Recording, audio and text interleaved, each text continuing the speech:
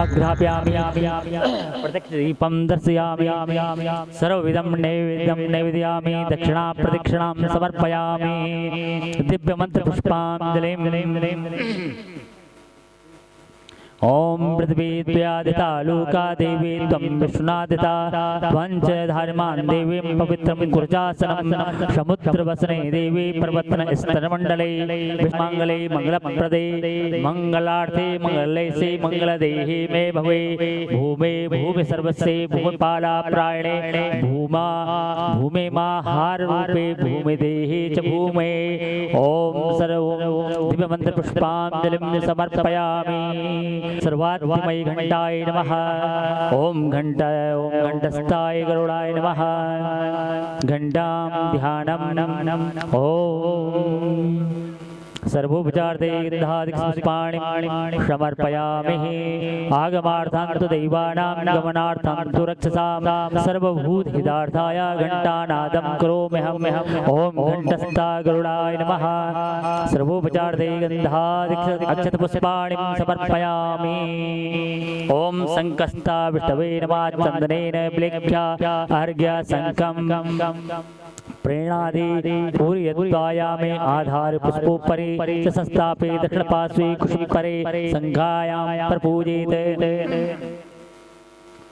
ओम शंखं चंदार्कदैवतं वरुणं चादिदैवतं पृष्ठे प्रजापति विद्या अग्रे गंगा सरस्वतीं त्रिलोकयानि तीर्थानि वासुदेवस्य चागया शङ्खे तिष्ठन्तवे नित्यं तस्मात् शङ्खं प्रपूजयेत् ओम अभ्या ओम त्वम्बुरा सागरोत्पन्नो विष्णुना विधृतये करे निर्मिता सर्वदैवश्च पांचजन्याय नमस्तुते ओम पांचजन्याय विद्महे पावमानाय धीमहि तन्नो शङ्खः प्रचोदयात्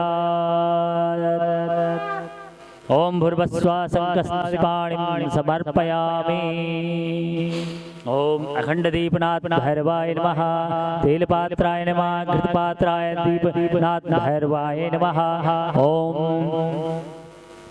ओम धूपपात्राय नमः अग्नि निधिनात्वा निधिपतिगुंगवामहे वसो मम आहमजानि गर्भदम त्वमजासि गर्भदम नमो गणेभ्यो गणपतिभ्यो नमो नमो भ्रातेभ्यो भ्रातेपतिभ्यो नमो नमो वृषेभ्यो वृषपतिभ्यो नमो नमो विरूपेभ्यो विश्वरूपे वितराय च नमः शिवाय च शिवतराय च नमः त्र्यम्बकं यजामहे सुगन्धिं पुष्टिवर्धनं उर्वारुकमेव वन्दे मुद्रायाम् आच्छादयोन् मुद्रां प्रतिष्ठेत् ध्यानार्थे पुष्पं समर्पयामि आसनार्थे अक्षतां समर्पयामि पादयोर्पाद्योर्हस्तयोर्अर्घ्ये मुखे आत्मनिं सर्वाङ्गे अष्टाङ्गं जलं समर्पयामि चन्दनानुलेपनं समर्पयामि नमामि पुष्पाणि धूपम् आघ्रापयामि प्रत्यक्षदीपं दर्शयामि सर्वविध नैवेद्यं नैवेदयामि दक्षिणां प्रदक्षिणां समर्पयामि यथोपचारार्थे वस्तूनि समर्पयामि स्थाने च स्वस्थरो भव यावत् पूजां करिष्यामि तावत् त्वं स्वस्थरो भव विनियोग ओम तत्सवितरस्य विश्वामित्रे ऋषिर्गायत्री छन्दा सविता देविता पूजने सूर्य अर्घ्यदाने विनियोगः। इसके बाद में भगवान सूर्य को अर्घ्य देंगे। ओम ये सूर्य सहस्रांशो तेजो राशि जगत्पते अनुकंपमां भक्त्या ऋणार्घं दिवाकरः ओम ब्रह्मस्वरूपिणे प्रत्यक्षदैव श्री सूर्यनारायणाय नमः इदम् अर्घं दत्तं नमः। ओम प्रार्थना नमस्कारम ओम सबके सब नमस्कार कीजिए। ओम रक्ताम्बुजासनम शेष गुणैक सिंधु भानु समस्त जगतां मदीपं भजामि पद्माद्वयां भयवरान् दत्तं कराब्जे माणिक्यमौले मरुणाङ्गरुचिं त्रिनेत्रम् योगीनां योग पंथा अनुगम्यं तत्सर्वं वेदं प्रणामे सूर्य पुनातु मा तत्सवितुर्वर्ण्यं ध्यायामि मंत्रपुष्पां दिव्य मंत्रपुष्पां समर्पयामि। जन्म संसार बंधनात् विमुच्यते नमस्तस्मै विष्णवे परमविष्णवे। यजमान दक्षिण हस्तेन पुष्प अक्षत जल द्रव्य मादाय संकल्पम् आदित्यादि नवग्रह शुभ करामि सदयो रासयो नक्षत्राणि सुयुग सुत्यस्तदैव तद्गुणः मासाप्ता ऋतवस्तैव दिवसा सद्यास्तारात्रया सर्वे स्थावरं जगमां प्रतिदिनं कुर्यात् सदा मङ्गलम्। धियमानस्य महाजुलोर्मध्ये परिभ्रमणा अनेक कोटि ब्रह्मांड अनेक तस्मिन् सूक्ष्म प्रपंच पंचविंशते तत्वानां रवण तत्तानां वर्णे रावृते अस्मिन् महते ब्रह्मांडे खण्डायाधार शक्ते श्रीमद्दादिवाराः दृष्टांग विराजते चतुर्दश सहस्र महामंडित भूमे शैल महावलयं पंच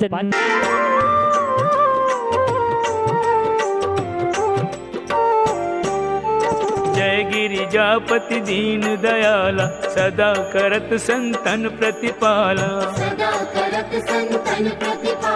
भाल चंद्रमा सोहतनी के कानन कुंडल नाग फनी के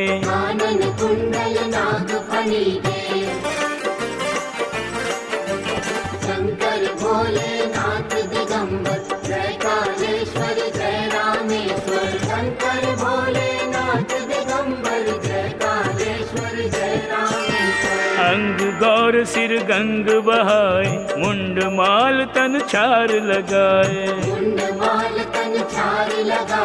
वस्त्र खाल बाघांबर सोहे छवि को देखी नाग मुनि मोहे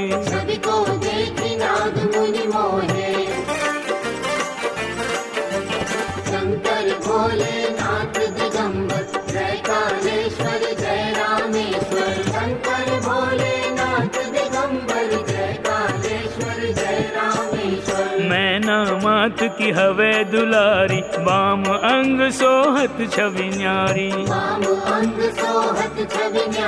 कर त्रिशूल सोहत छवि भारी करत सदा शत्रुन क्षयकारी।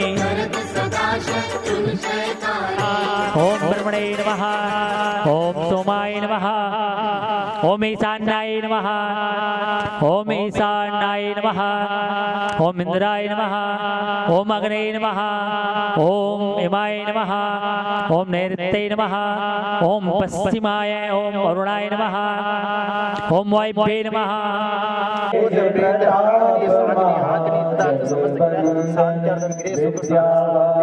समस्त ग्रामस्य रक्षा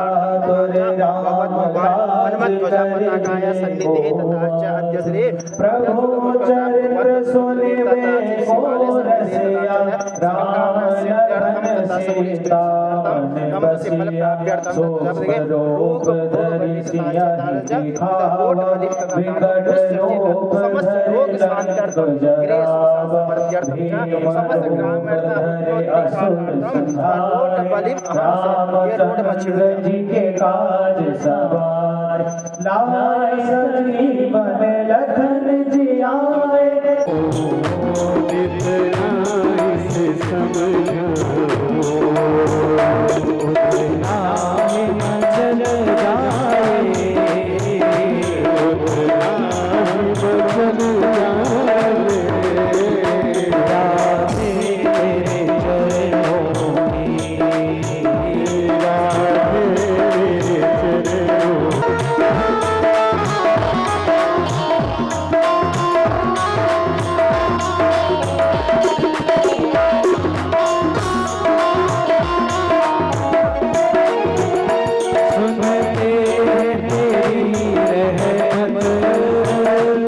दिन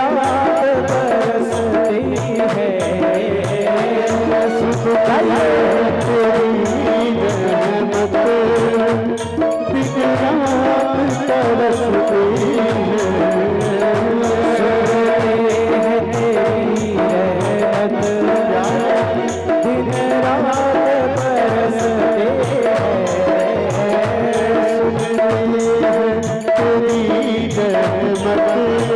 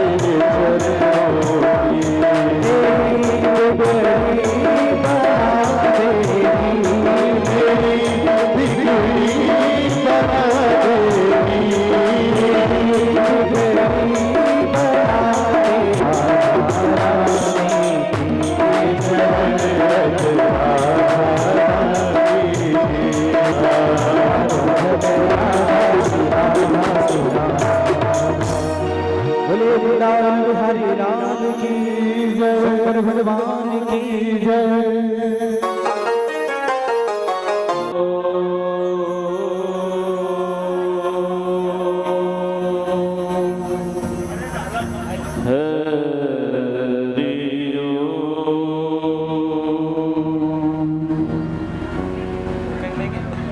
गुरुर्ब्रह्मा गुरुर्विष्णु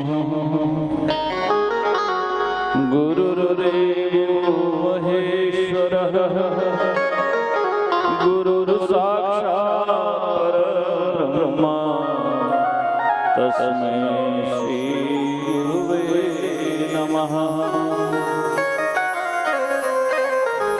अखंड मंडलाकारं व्याप्तं येन चराचरं तत्पदं दर्शितं येन तस्मै श्री गुरुवे नमः।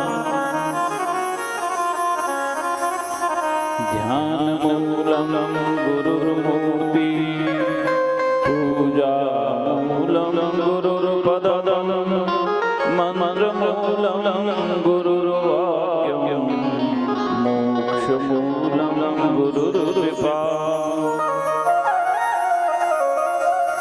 आधारस्तु चतुर्दलालसमं वासान्तवर्णात्मकं स्वाधिष्ठानमपि प्रभाकरसमं बालान्तसत्पत्रकं रराभं मणिपूरकं दशदलं राज्यं फकारान्तकं परे द्वादशभिर्यनाहतपरं हेमं कटादापितम् परे सस्वरषोडशे शशिधरं ज्योतिर्विशुद्धाम्बुजं हंसे यक्षदेवमकमण्डलद्वयं रक्ताभमन्त्राम्बुजं तस्मादूर्ध्वगतं प्रभासितमिदं पद्मं सहस्रच्छदनं सत्यानन्दमयं सदा शिवमयं ज्योतिर्मयं शाश्वतम् विघ्नध्वान्तनिवारणे विघ्नाटवीहव्यवा विघ्नव्यालकुलाभिमानगरुडो विघ्नेभ पञ्चाननः विघ्नातुङ्गगिरिप्रभेदनपवी विघ्नाम्बुदयवाडवो विघ्नो घोघना प्रचण्ड पवन विघ्नेश्वरः पातु वः।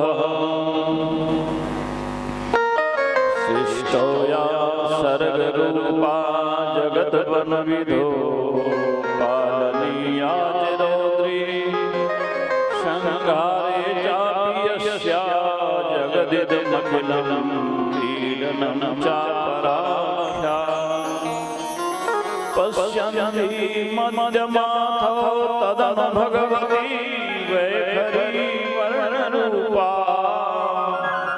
शाश्वतवाचं प्रसन्ना विधिहरिगिरिशाराधितालङ्करोः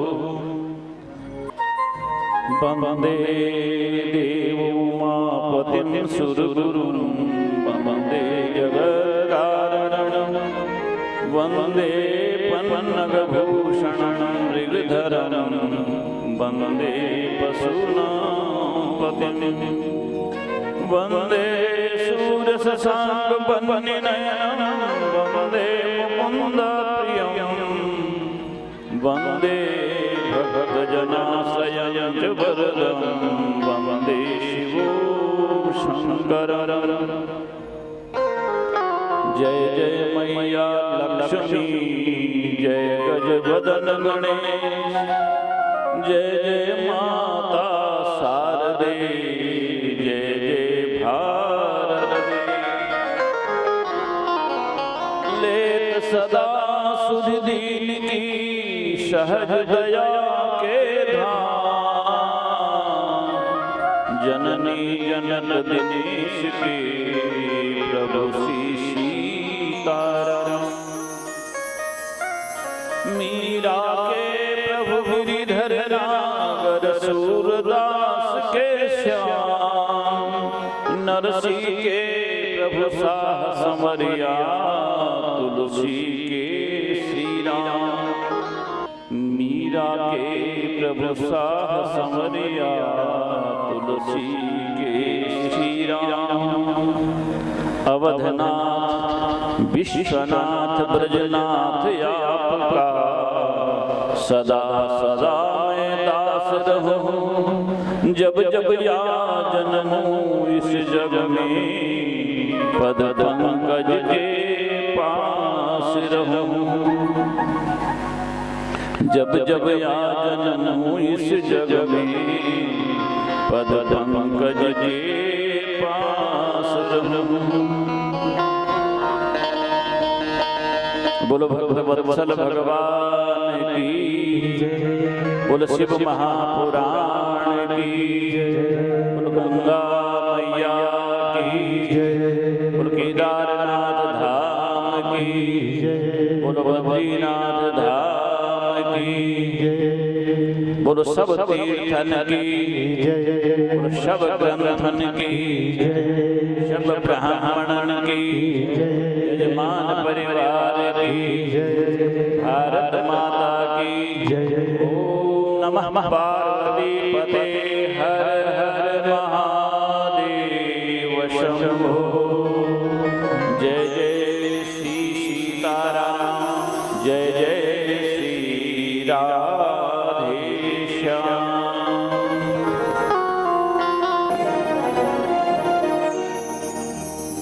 आज बहुत बड़ा सुंदर और हम सनातन धर्मी जितने भी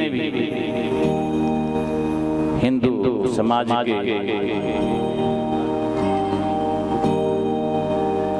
आस्थावान, परमात्मा के प्रति प्रेम करने वाले सभी धर्मावलंबी लोगों के लिए बहुत सुंदर दिवस है आज हमारे परमात्मा रसातल को छोड़ करके हम पृथ्वी में रहने वाले जितने भी भगवत भक्त हैं, उनके उद्धार के लिए, उनके कल्याण के लिए आज पृथ्वी पर विराजमान होने जा रहे हैं। आज हरि प्रबोधनी एकादशी है, चातुर्मास का जो विराम दिवस, अंतिम दिवस है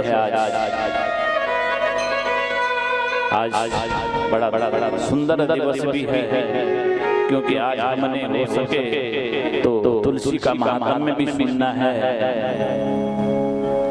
कि किस तरह से तुलसी परमात्मा को प्रिय बनती है, परमात्मा किस तरह से तुलसी से प्रेम करते हैं। आज उसकी कथा भी आएगी। बड़ा सुंदर दिवस है, सौभाग्य का दिवस है। हमारे प्रिय मित्रों ने हमें कुछ कहने की आज्ञा दी है, यद्यपि हम आज्ञा देने में तो समर्थ नहीं है, लेकिन प्रेरणा दे सकते हैं कि अगर ये हो सके तो ठीक है, बहुत अच्छी बात। क्योंकि जो चीज परंपरा में बन करके आई उसे थोड़ा बदलने में कुछ मानसिक तनाव तो होता है। एकदम से आदमी इसको करने में थोड़ा सा हिचकता है, लेकिन सन्मार्ग पे चलने पर ऐसी बाधा नहीं होनी चाहिए, क्योंकि सन्मार्ग पर चलने के लिए आपने बद्रीनाथ जाना है, चाहे आप ऋषिकेश के रास्ते जाएं, चाहे गुरुद्वार के रास्ते जाएं, पहुंचना तो बद्रीनाथ ही है। जिस तरह से सभी नदियों का गंतव्य सागर होता है, जिस तरह से सभी भक्तों का भाव परमात्मा के चरणों में समर्पित होता है, जिस तरह से प्रत्येक दिन प्राणी के द्वारा की जाने वाली जो पूजा है उसमें कोई भेद नहीं होता है। आप किसी दिन भी करो भगवान पूजा के लिए जिस दिन मन में भाव आ जाए वही पवित्र दिन माना जाता है। भागवत में जो वराह भगवान की कथा आती है वो भागवत के प्रथम दिवस को उस कथा को करने का विधान है कि पहले दिन भागवत में वराह भगवान के अवतार की कथा को सुनाना। इसका विधान इसलिए है क्योंकि वराह शब्द का ही अर्थ है वर कहते श्रेष्ठ के लिए, अह कहते दिन के लिए। वही सबसे श्रेष्ठ दिन माना जाएगा जिस दिन मन परमात्मा के चरणों में लगता है, चाहे वो दिन कोई भी हो। जिस दिन मन परमात्मा के चरणों में लग जाए वही सबसे श्रेष्ठ दिन है। और वराह भगवान क्या कहते हैं? हिरण्याक्ष का हिरण्याक्ष क्या है? बोले हिरण्य रुपया पैसा। अक्ष कहते हैं दृष्टि के लिए, अर्थात लोभ की दृष्टि। वराह भगवान का अवतार होता है लोभ को मारने के लिए। जिस दिन हमारे मन से सांसारिक जो बंधन है, लोभ लालच आदि, जिस दिन मन में ये भाव आ जाए कि संग्रह करके कुछ मिलने वाला नहीं है, अगर संग्रह का उपभोग करने वाले योग्य नहीं है तो किसके लिए संग्रह है? और अगर वो योग्य हैं तो फिर उनके लिए संग्रह की आवश्यकता भी नहीं। पूत कपूत तो काधन संचर, पूत कपूत तो काधन संचर। अगर पुत्र का पुत्र है तो उसके लिए भी धन संचय करके फायदा क्या है? और पूत सपूत तो काधन संचर, सपूत है तो उसके लिए धन संचय की आवश्यकता भी नहीं। उसी तरह जिस दिन भी मन में भाव आ जाएगा आज हमने भगवान का बंधन पूजन और भगवान की पूजा में अगर शरीर को कष्ट मिले, मन परमात्मा के चरणों में न लगे तो फिर ऐसी पूजा से भी कोई फायदा नहीं। जिस दिन मन परमात्मा के चरणों में लगे, भाव जगे, आनंद मिले पूजा करने में, वही दिन सबसे उत्तम दिन माना जाता है। अब आप लोगों ने लिखा है कि हम लोग चाहते हैं कि वैकुंठ चतुर्दशी को जिस तरह से प्रतिवर्ष वार्षिक पूजन हम करते हैं भगवान वैकुंठ चतुर्दशी को हो जाए। मैं तो कहता हूँ कि इससे उत्तम दिन और कोई है ही नहीं। ये सबसे उत्तम दिन है क्योंकि बैसाख का महीना और कार्तिक का महीना, 2 महीने ऐसे होते हैं जिस महीने में न सर्दी होती है न गर्मी होती है। दोनों महीने सूर्य भगवान ठीक पूर्व दिशा के उस मध्य भाग से उदित होते हैं जिसको पूर्व माना जाता है। तुला राशि में और मेघ राशि में भगवान सूर्य नारायण जिस समय उदय होते हैं उस समय वही दिशा पूर्व मानी जाती है। और पूर्व आप समझते हैं कि पूर्व शब्द का उद्देश्य ही जीवन का उदय है और इससे सुंदर और कुछ हो ही नहीं सकता है। अगर जीवन में परमात्मा उदय हो जाए, हमारे जीवन में पूर्व दिशा आ जाए, इससे बड़े बड़े और कुछ है ही नहीं है। और बाकी आप लोग अपने जो वृद्ध हैं उन वृद्धों से भी सम्मति ले लेना, उनकी क्या राय है, उनकी क्या इच्छा है। और दूसरी ये प्रेरणा दे रखी है इन लोगों ने कि मद्य निषेध पर भी थोड़ा सा महाराज आप सभी लोग पढ़े लिखे हैं, ज्यादा कहने की आवश्यकता नहीं है। इस विषय में तो शास्त्रों में बहुत बड़ी बड़ी चर्चाएं हो रही हैं, चर्चाएं हुई हैं। स्वयं शुक्राचार्य जी ने जब बृहस्पति के पुत्र कच्छ उनसे अमृत संजीवनी विद्या सीखने के लिए आए और दैत्यों को ये बात अच्छी नहीं लगी कि देवगुरु बृहस्पति का बेटा हमारे गुरु से अमृत संजीवनी विद्या सीखे जिससे देवताओं को फायदा मिले। तो उन्होंने क्या किया, उस कच्छ को मार करके उसके मांस को पका करके उसके द्वारा शराब बना करके और गुरुजी को पिला दिया। अब गुरुजी ने मदिरा पान कर दिया। जब कच्छ वापस नहीं आया तो जंगल में गाय चुगाने के लिए गया। अब गुरुदेव ने जंगल में जाकर के कच्छ को पुकार दिया, बेटा तो कहाँ है? तो गुरुजी के पेट से कह रहा है कि मैं गुरुजी आपके पेट में। उस दिन शंकराचार्य जी ने घोषणा की थी कि जो भी मनुष्य इस मदिरा का पान करेगा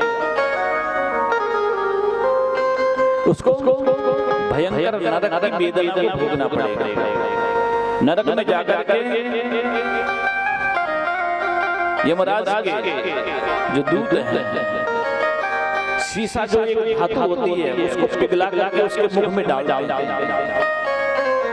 इतना बड़ा भयंकर उसको दंड दिया जाता है। और फिर प्रत्यक्ष में आप लोग देखते ही कि मदिरा पान करके अपनी बुद्धि तो बिगड़ गई है, पूरा समाज बिगड़ जाता है, समाज पर उसका दुष्प्रभाव पड़ता है।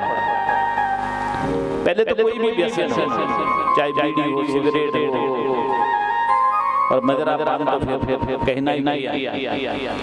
इसके अंदर दुर्गंध के सिवाय कुछ नहीं।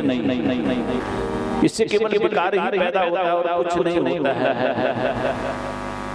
इसके साथ साथ हमें अपने परिवार पर भी इसका प्रभाव पड़ता है। अगर बच्चों के सामने आप इसका सेवन करोगे तो बच्चों पर भी इसका दुष्प्रभाव पड़ेगा। आपके बच्चे भी इसका सेवन करेंगे, फिर आप आपको रोक नहीं पाओगे। कैसे रोक पाओगे? इसलिए मैं तो केवल प्रार्थना ही कर सकता हूँ आप लोगों से कि जितना बन सके ऐसी चीजों से हमेशा दूर रहा करो, जिससे अपना तन भी न बिगड़े, अपने मन भी न बिगड़े, परिवार भी न बिगड़े, हमारा समाज भी न बिगड़े, और साथ साथ में हमारी मर्यादा जो बनी रहे। नहीं तो हर कोई आदमी एक तिरस्कृत भाव से उस आदमी को देखता है, उसका कोई सम्मान नहीं करता है। भले ही आज समाज में इसको बहुत प्रबल बढ़ावा दिया जा रहा है।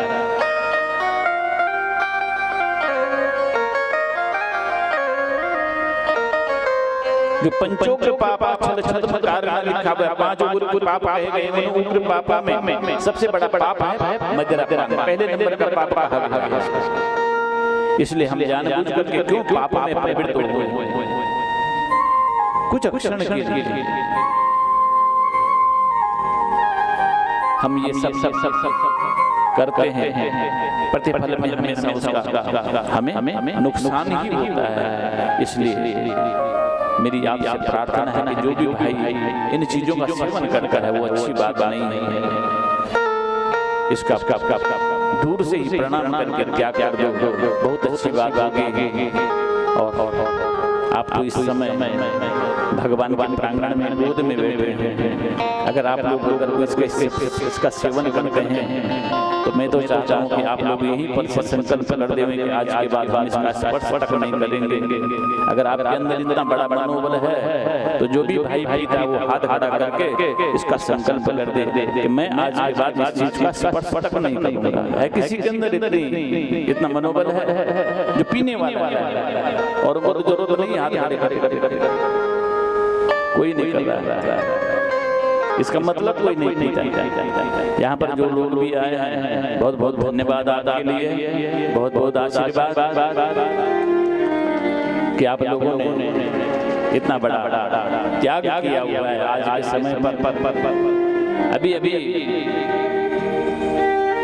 विजयदशमी के दिन मेरे पुत्र की शादी हुई थी तो मैं तो सोच रहा था कि हमारे यहाँ किसी ने नहीं आना है। मैंने जो भी बुलाए थे क्योंकि हमारे यहाँ ये चीज तो होती है नहीं तो सबसे पता है कि यहाँ मिलना नहीं है तो यहाँ जाना भी क्यों है।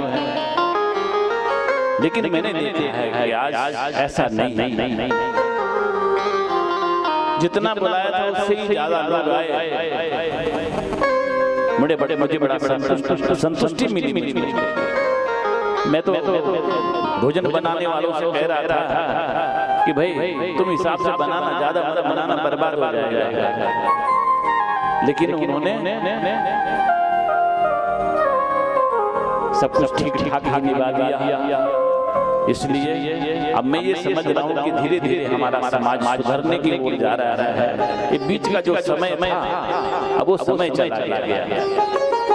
अब काफी परिवर्तन आ गया है। पहले लोग बहुत सिगरेट पिया करते थे, तंबाकू वगैरह खाया करते थे, पीते थे। लेकिन अब धीरे धीरे जो नया समाज आ रहा है इससे अब धीरे धीरे उनको मुक्ति मिल रही है इस चीज की।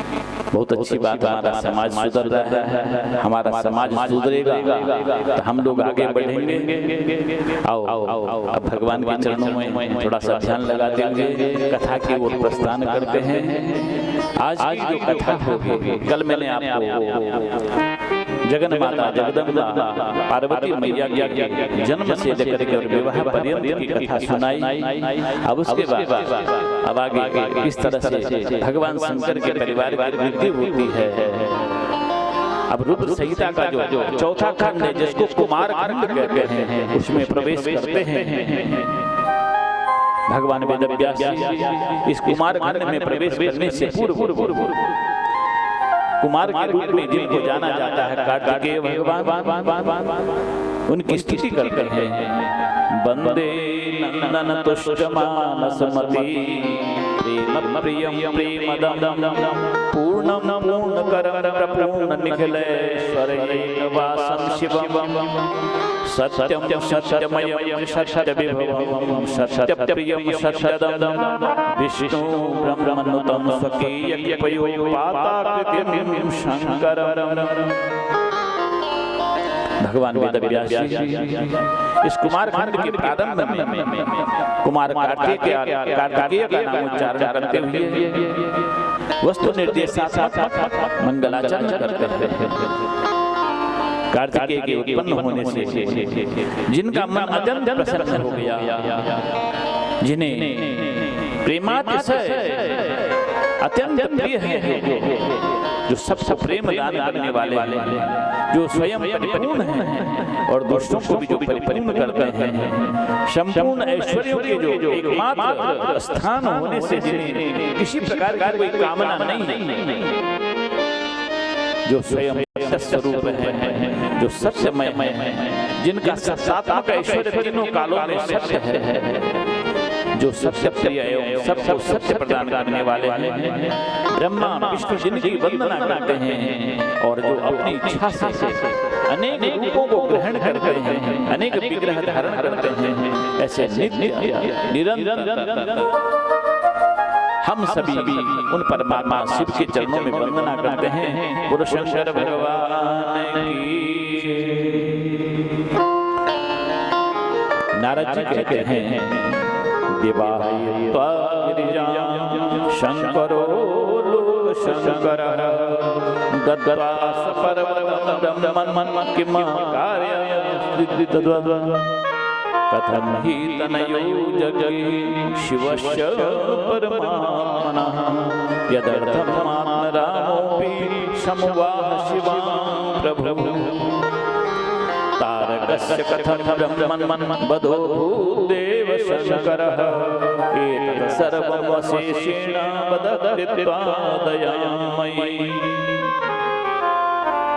नारद जी ब्रह्मा जी से कहते हैं, हे देव, हे लोक गुरु, लोक कल्याणकारी भगवान शंकर ने विवाह के पश्चात कैलाश पर जाकर कौन कौन सी लीलाएं करी हैं, उसका हमें वृत्तांत सुनाओ। परमात्मा शिव को किस प्रकार से पुत्र की प्राप्ति हुई और जिस पुत्र के निमित्त आत्मा राम होते भी उन्होंने पार्वती से विवाह किया। तारकासुर का देव कल्याणकारी वध किस प्रकार हुआ। हे ब्रह्मन, अगर आप मेरे ऊपर कृपा है तो आप विस्तार पूर्वक मुझको तारकासुर के वध की कथा सुनाएं। तब जब नारद जी ने इस तरह से ब्रह्मा जी से निवेदन किया तो ब्रह्मा जी ने कहा, हे नारद, चरित्रं शृणु वक्ष्यामि शशि मौलेस्तु नारदः गुह जन्म कथां दिव्यां तारकासुर सद्वदनं। यहाँ गुह शब्द का संबोधन काट के भगवान के लिए हुआ है।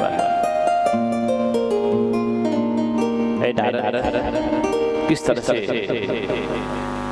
कार्तिकेय भगवान का जन्म हुआ और किस तरह से उन्होंने तारकासुर का वध किया, मैं विस्तार पाप प्रणाशिनी, पाप का विनाश करने वाली दिव्य कथा को तुम्हें सुनाने जा रहा हूं।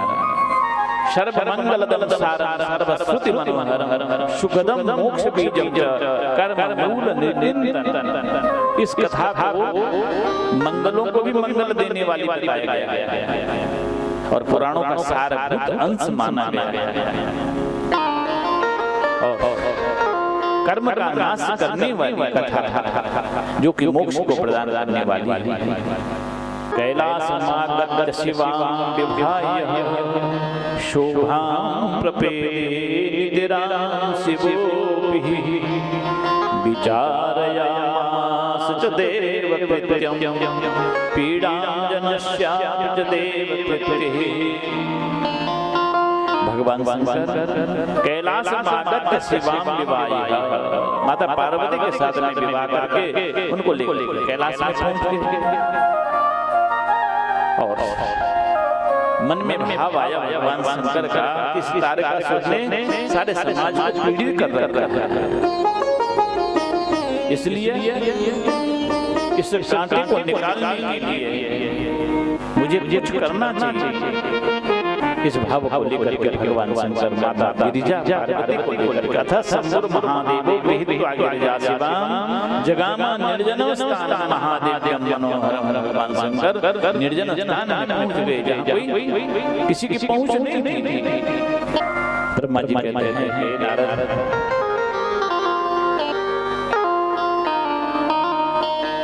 माता पार्वती के साथ में विहार करते हुए हजारों वर्ष व्यतीत होने के बाद भी भगवान शंकर को क्षण मात्र का भी अनुभव नहीं हुआ। पता नहीं चला कितना समय निकल गया। बहुत समय बीतने के बाद जब तक शंकर तब तक शंकर का कोई पुत्र नहीं, कोई संतान पैदा नहीं, तो देवता लोग बड़े अचंभित हो गए, बड़े परेशान हैं। विवाह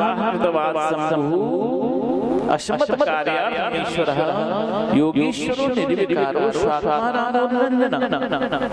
देवता बोले कि यद्यपि भगवान योगीश्वर निर्विकार है, आत्माराम है, लेकिन हमारे कल्याण के लिए भगवान ने विवाह किया था, लेकिन इतना समय व्यतीत होने के बाद पुत्र उत्पन्न नहीं हुआ, इसमें विलंब क्यों हुआ? तब सभी देवता लोग उठ करके भगवान शंकर के शरण में जाते हैं, साथ में विष्णु को ले जाते हैं। भगवान विष्णु ने कहा, चिंता नास्ति जगत धाता सर्वं भद्रं भविष्यति। ध्यान रखना, जीवन में कभी उतावलापन नहीं होना चाहिए। जिसके जीवन में धैर्य है, जिसके अंदर स्थिरता है, हमेशा उसको फल की प्राप्ति होती है और सुंदर फल की प्राप्ति होती है। इसमें कोई दो राय नहीं, संदेह नहीं है। भगवान विष्णु स्पष्ट शब्दों में कहते हैं, चिंता नास्ति जगत धाता सर्वं भद्रं भविष्यति शरणं व्रज देवेश शंकरस्य महाप्रभो। भगवान विष्णु ने कहा, जब ऐसी समस्या आती है तुम्हारे ऊपर, तुम भगवान शंकर के शरण में क्यों नहीं जाते? जब जीवन में कोई समस्या आवे तो अपने आराध्य के शरण में जाओ। जैसे भागवत के महात्म्य में नारद जी भक्ति मैया से कहते हैं कि ऐ भक्ति तुम तो प्रिया तस्या सततम प्राणतोधिका तो या आहुष्वस्त भगवान यादि नीचु देहेश्वर। अरे भक्ति तुम चिंता क्यों करती है? भगवान को तुमसे बहुत प्रेम करते हैं, तेरे बुलाने पर तो भगवान नीच से नीच स्थान में भी जाने को तैयार हो जाते हैं। तो एक बार भगवान के चरण शरण में तो जा। उसी तरह से भगवान विष्णु कहते हैं देवी हे ब्रह्मा जी तुम भगवान शंकर की शरण में जाओ। महेश शरणापन्ना ये जना मनसा मुदा। जो मन से भगवान शंकर का ध्यान करते हैं, जो शरणापन्न हो जाते हैं, भगवान की शरणागति ले लेते हैं, तेषां परेश भक्तानां न कश्चित् भयं क्वचित्। उसके लिए संसार में कोई भय है ही नहीं, वो निर्भय हो जाता है। लेकिन ध्यान देना, सावधान कर लें भगवान विष्णु उनको श्रृंगार भंग समये भविता नाधुना विधे काल प्रयुक्तम कार्यं च सिद्धिं प्राप्नोति नान्यथा। जहां पर पति और पत्नी एक साथ बैठे हैं, वो परस्पर प्रेम की वार्ता कर रहे हैं, कभी भी उनके बीच में जाकर के बाधा नहीं पहुंचानी चाहिए। स्पष्ट शब्दों में भगवान विष्णु ने आदेश दिया है कि जिसने भी पति और पत्नी के बीच में बाधा डाली है, उन्होंने अपने जीवन में हमेशा दुख ही दुख पाया है, इसके सिवाय उनके जीवन में कभी सुख नहीं मिला है। कई लोग क्या कहते हैं, पति और पत्नी के बीच में झगड़ा करवा देते हैं, बीच में ऐसी बात कह देते हैं पत्नी से कि तुम्हारा पति तो ऐसा है, और पति से कहते हैं कि तुम्हारी पत्नी ऐसी है, और बसे बसाए घर को उजाड़ देते हैं। कहते हैं भगवान विष्णु ऐसे प्राणी को कभी भी शांति नहीं मिलती है, मृत्यु के बाद भी वो अशांत रहता है। तब ब्रह्मा जी बोले कि प्रभु इतने दिन व्यतीत हो गए हैं भगवान को मां शक्ति के साथ में, लेकिन अभी तक किसी भी फल की आशा नहीं। इधर शिव और पार्वती इनके संयोग से, इनके बिहार से पृथ्वी भाराक्रांत हो गई है, पृथ्वी भार से पीड़ित हो रही है।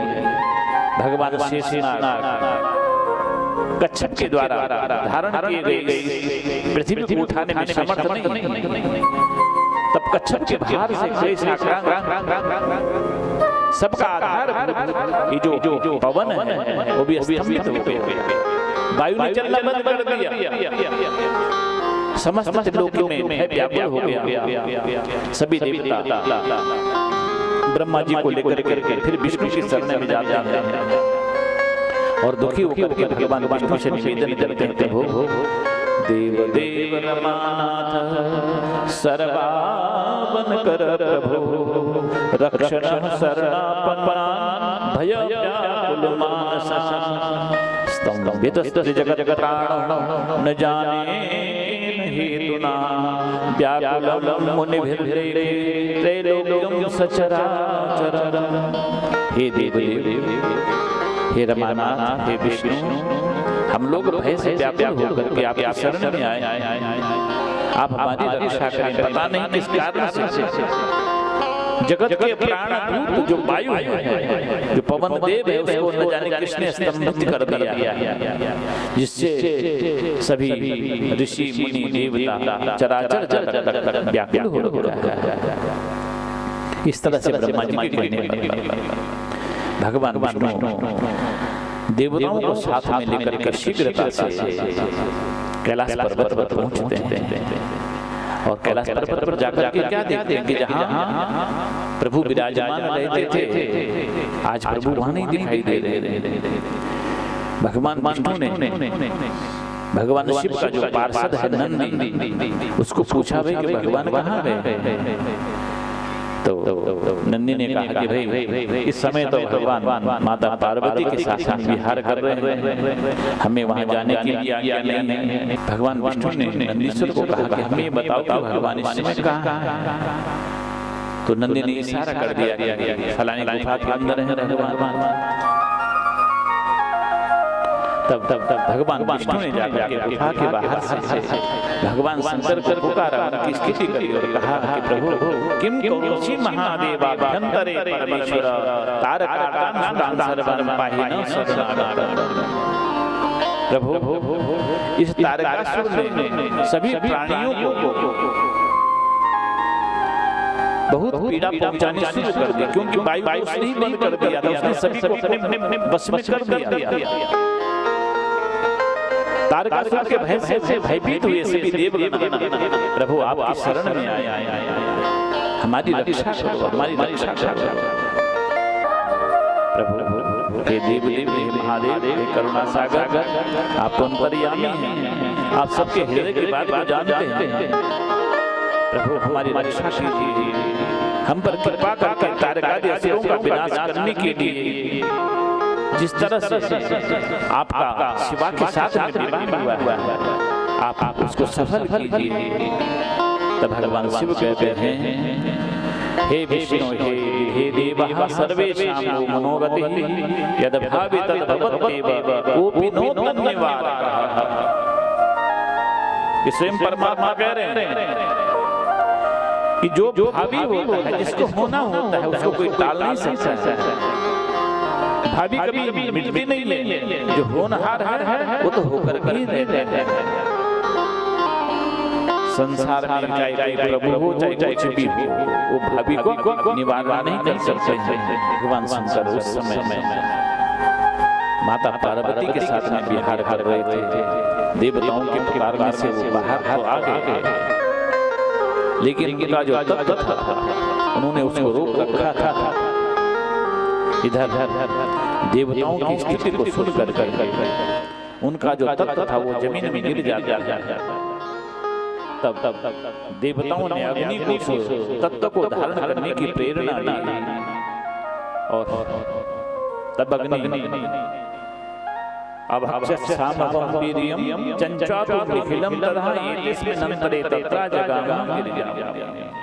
अग्नि ने कबूतर का रूप धारण करके, कपोत का रूप धारण करके उस परम तत्व को अपनी चोंच से अपने शरीर में प्रवेश कराया। इधर भगवान शंकर देवताओं के साथ में वार्ता कर रहे थे। माँ वहाँ प्रतीक्षा में बैठी थी। जब देखा कि शंकर को तो बहुत देर हो गई,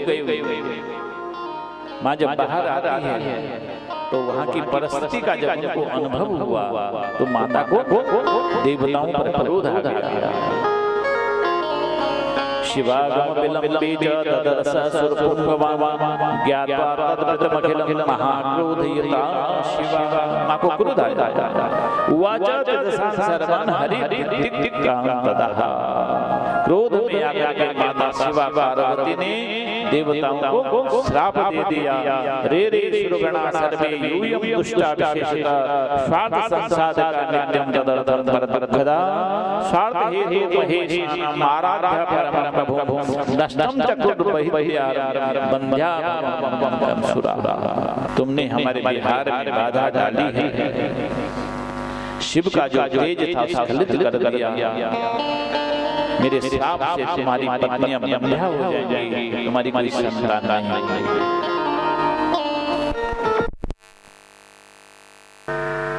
इधर ये जो अग्नि है ना, अग्नि से ही देवताओं की तृप्ति होती है। जो अग्नि खाता है वो देवताओं में बांटता है।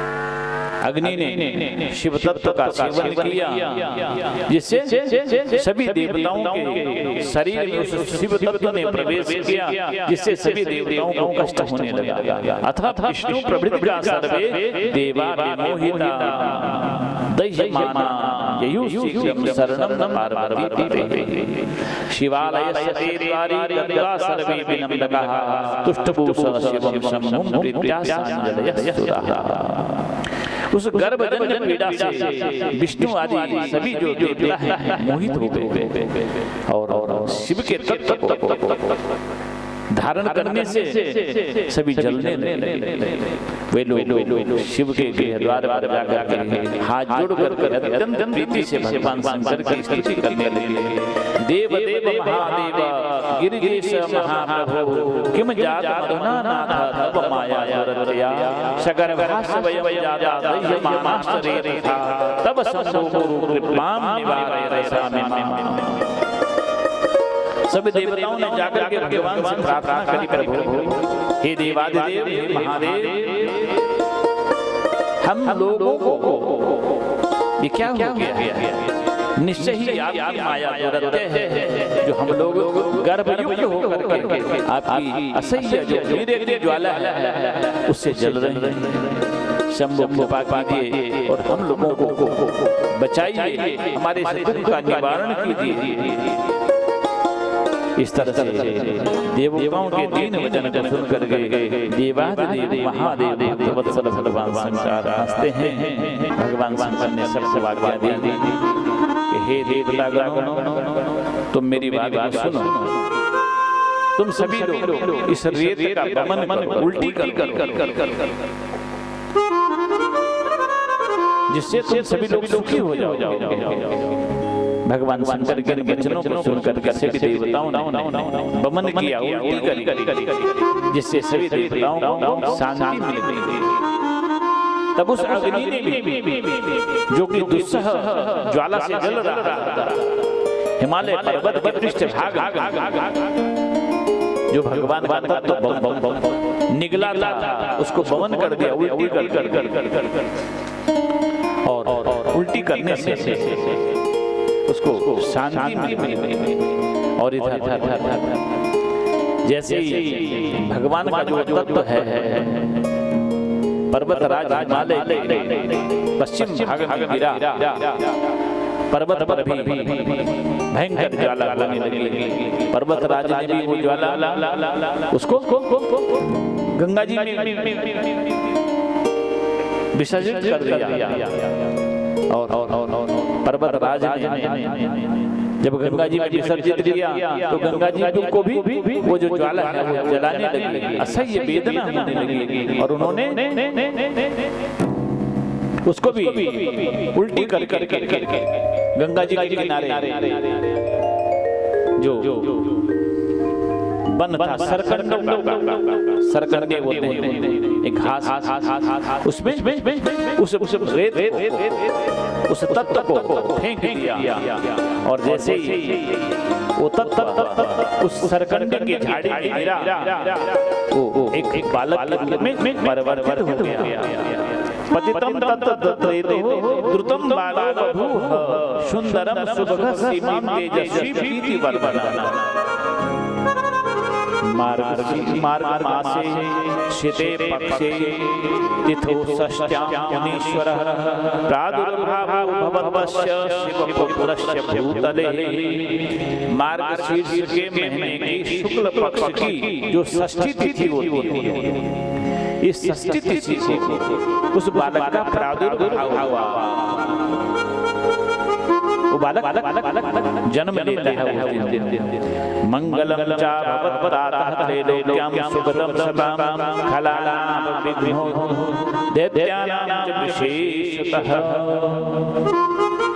उस बालक के जन्म लेने से सज्जनों को बड़ा आनंद मिला और दुष्टों को बड़ी बड़ी डांट पहुंची। अकस्मात आकाश में नगाड़े बजने लगे और उस बालक आकाश मंडल से फूलों की बरसात होने लगी।